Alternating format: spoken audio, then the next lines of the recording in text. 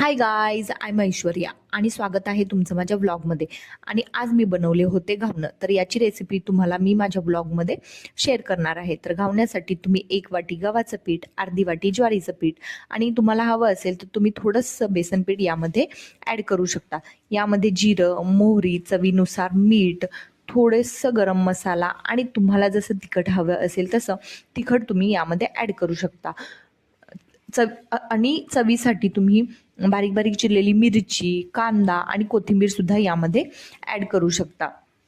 तर कसं तर याला चव खूप छान येते. मी तर नाही ॲड केलेलं, पण तुम्ही तुमच्यासाठी ॲड करू शकता. मी इथे दोशाचा तवा वापरला आहे. तुम्ही नॉर्मल चपातीचा तवा सुद्धा या ठिकाणी वापरू शकता. मस्त यावरती तेल थोडंसं टाकून घ्यायचं आणि आपण जसं डोसा पसरवतो ना, तसंच हे घावणं सुद्धा त्याच्यावरती पसरवून घ्यायचं आणि मस्त छान असं करपूस भाजून घ्यायचं. मी असं नॉर्मलीच भाजलं होतं, पण तुम्ही करपूस भाजून घेऊ शकता. तुम्ही व्हिडिओमध्ये बघू शकता की मी कसं नॉर्मली भाजून घेतलेलं आहे, पण तुम्ही करपूस भाजू शकता.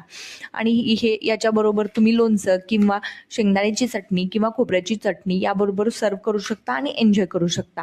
आणि नक्कीच ट्राय करा आणि कमेंटमध्ये कळवा. Thanks for watching.